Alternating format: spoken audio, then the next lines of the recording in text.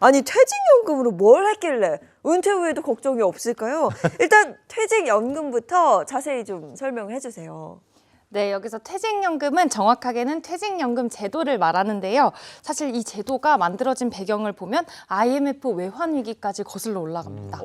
네, 1997년에 IMF 때 많은 기업이 무너졌고 그 과정에서 퇴직금도 못 받고 회사를 떠난 근로자들이 정말 많았습니다.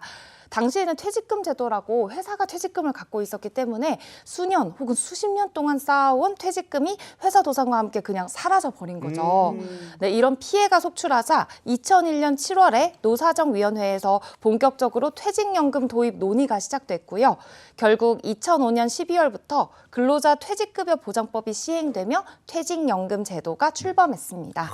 네, 이런 배경에서 시작된 퇴직연금 제도는요, 퇴직급여를 회사 안에 두지 않고 사회금융기관에 적립해서 운용을 해서 근로자가 퇴직할 때 안전하게 퇴직급여를 수령할 수 있도록 하는 노후 소득 보장 제도라고 생각하시면 됩니다.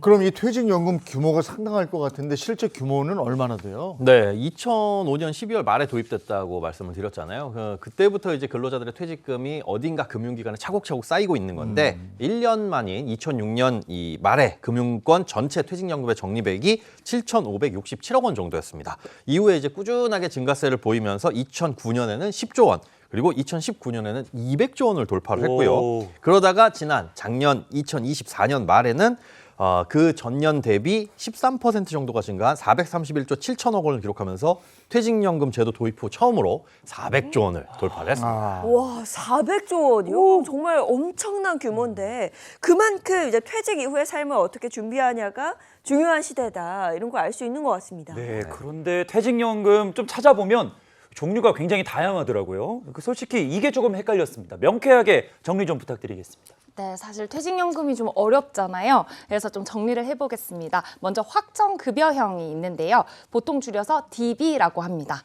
이 DB형은 근로자가 받게 될 퇴직급여가 미리 정해져 있습니다. 그래서 우리가 퇴직할 때 받는 금액은 퇴직 시점의 평균 임금의 근속 연수를 곱한 이 계산식으로 확정이 되어 있기 때문에요. 근로자가 얼마 받을지 이미 정해져 있습니다. 그래서 반대로 회사는 그 금액을 맞춰주기 위해 매년 일정 수준 이상의 외부 금융기관에 적립을 해야 하시고요. 그 돈을 어떻게 굴릴지도 회사가 결정하게 됩니다. 그래서 DB형은 쉽게 말해 근로자는 받을 금액이 확실하고요. 회사는 그 약속을 책임지는 방식이라고 생각하시면 됩니다.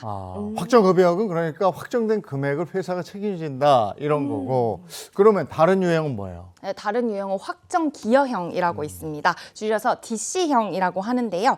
이건 DB랑 정반대로 회사에서 매년 근로자의 연봉의 12분의 1 이상을 개인 계좌에 납입을 해줘요. 그러면 그 다음부터 그 돈을 어떻게 굴릴지는 근로자가 직접 결정할 수 있습니다.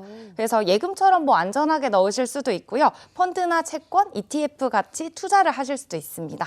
그래서 DC형은 쉽게 말해 회사에서 돈을 넣어주면 그 돈을 어떻게 굴릴지는 근로자가 선택하는 방식이라고 보시면 됩니다.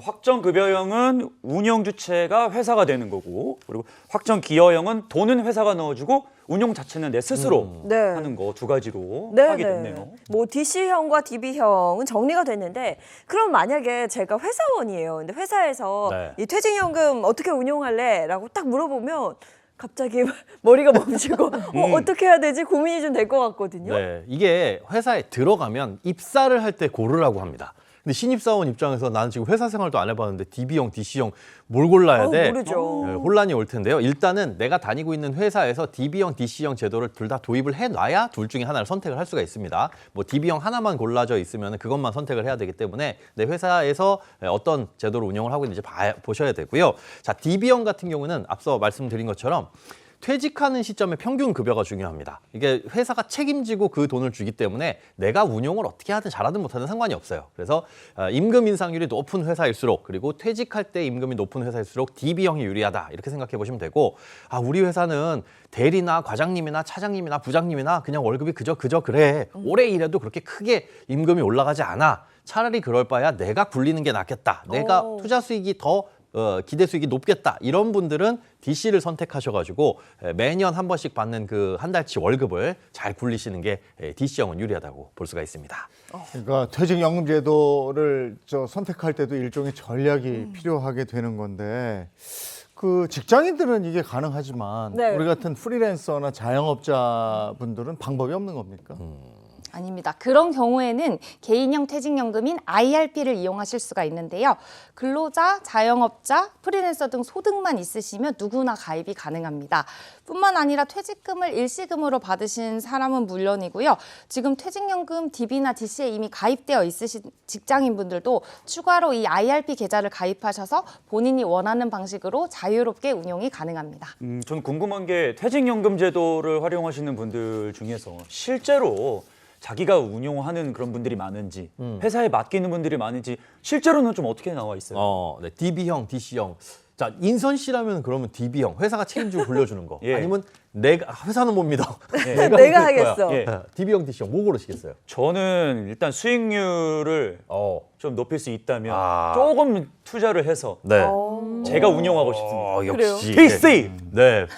컨트리뷰션. 다른 사람들은 어떻게 하고 있는지 봤더니요. 2024년 말 퇴직연금 적립액 이제 431조 원 정도가 되는데요. 이 중에서 DB형이 214조 6천억 원, 49.7% 거의 절반을 차지하고 있고 그래요? 그 다음이 확정기여형 그리고 개인형 IRP 요 순서였습니다. 아직은 DB형이 많습니다. 바꿔야 되나? 이게 퇴직연금이라서 그런지 조금 안정적으로. 네. 그렇죠. 이거 뭔가 보장을 받고 노후와 관련된 거기 때문에 손해를 감수하지 않겠다. 이런 분들이 좀 많은 것 같아요.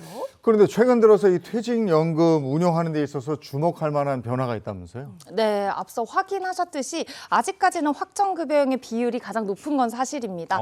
하지만 최근 몇 년간 그 추이를 살펴보면요. 눈에 띄는 점들이 있는데요. 우선 DB형 적립금 비중이 49.7%로 가장 크긴 하지만요. 전체에서 차지하는 비중은 꾸준히 줄어드는 추세라는 겁니다. 오. 네, 반대로 DC형은 118조 4천억 원으로 전년 대비 17조 원, 약 16.8% 증가했는데요. 가입자가 계속 늘면서 해마다 10% 중반대 성장률을 꾸준히 보이고 있습니다. 그리고 가장 눈에 띄는 게 바로 IRP입니다. IRP 적립금이 98조 7천억 원으로 전년 대비 23조 1천억 원, 무려 30.6%나 증가했는데요. 2년 연속 30% 이상 증가하는 아주 가파른 성장세를 보여주고 있습니다. 결국 개인이 투자하는 쪽으로 방향이 많이 바뀌었다는 건데 그럴 이유가 있을까요? 몇 가지 이유가 있는데요. 먼저 DB형의 매력이 예전만 하지 않다는 점입니다. 과거에는 사실 그 장기 근속하면 연봉이 크게 올랐거든요. 맞아요. 네, 근데 퇴직 직전 이제 임금이 높아져야지 이제 DB형 같은 경우에는 매력적인 구조여서 그런 임금 구조였기 때문에 퇴직금을 많이 받을 수 있는 DB형이 유리했거든요. 그런데 최근에는 임금 체계가 바뀌면서 연봉이 잘 안 오르는 구조가 됐습니다. 신입과 오래 한 근무 직원의 임금 격차도 너무 많이 줄어가지고 그러다 보니까 DB의 이제 계산 기준인 직전 평균 연봉의 매력도가 떨어졌습니다. 그리고 한 가지 중요한 건 또 퇴직연금의 운용 환경이 개선됐다는 점인데요. 최근 몇 년간 관련 규제들도 많이 완화되고 상품도 많이 가입할 수 있는 상품의 종류가 늘었고요. 또 모바일 기반 환경이 많이 개선되면서 투자 접근성이 훨씬 좋아졌습니다. 그래서 이러한 변화들 때문에 자연스럽게 내가 직접 운용하는 DC형이나 IRP로 퇴직연금이 이동하는 추세입니다. 이 퇴직연금에도 투자 바람이 불고 있는 것 같은데요. 계속해서 퇴직연금에 관한 궁금증 톡방 열어서 확인해 보겠습니다. 보여주세요. 인선 씨, 우리 퇴직연금 말이야. 이거 투자 한번 제대로 해보자고 했잖아. 그랬지. 뭐 더 얘기할 거 있어. 근데 아무리 고민해도 나는 퇴직연금은 손해가 안 났으면 하거든. 무조건 안정적인데 투자하는 게 어때? 난 그건 좀 반대인데. 투자가 왜 투자야? 손해를 감수하고서라도 하는 거지. 그래야 보상도 큰 거고. 그러다 크게 손해보고 본전도 못 찾으면 어떡해. 남들 투자 수익 보고 부럽기만 한 건 괜찮아? 근데 이거 너무 어려운 문제다. 일단 퇴근할 때 치킨 사와. 그게 더 말이 하고 싶었구나. 결론은 치킨이었네. 그렇죠. 네. 근데 이게 쉽게 결론은 안 날 것 같은데 이게 직접 투자하는 쪽으로 마음 먹었다.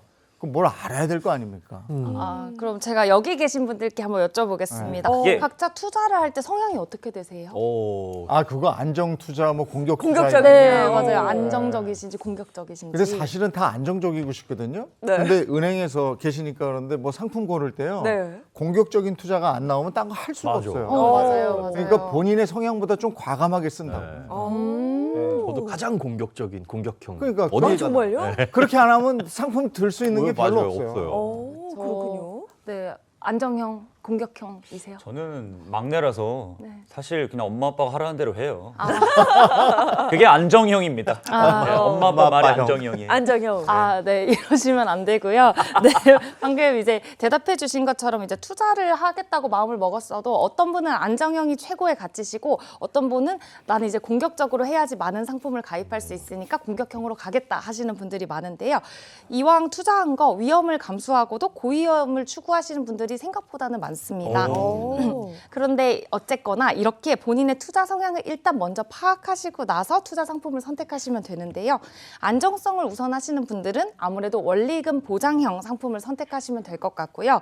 조금 더 수익을 노려보고 싶다 하시는 분들은 실적 배당형 상품을 선택하시면 됩니다. 그럼 자세히 좀 알아보죠. 원리금 보장형과 실적 배당형 각각 어떤 상품이 있을까요? 네, 원리금 보장형 말 그대로 원금과 이자를 보장해 준다. 우리가 머릿속에 떠올리는 대표적인 상품, 예금, 적금 뭐 이런 거 있죠. 거기에 플러스 보험회사에서 판매하는 아주 만기가 짧은 보통 한 10년, 20년 생각하잖아요. 여기서 원리금 보장형 보험, 이율 보증형 보험 같은 경우는 뭐 2년, 3년짜리도 있습니다. 이런 상품이 이제 원리금 보장형이고 반대로 실적 배당형 상품은 그 실적에 따라서 나한테 배당받는 금액이 달라지는 그런 상품들이에요.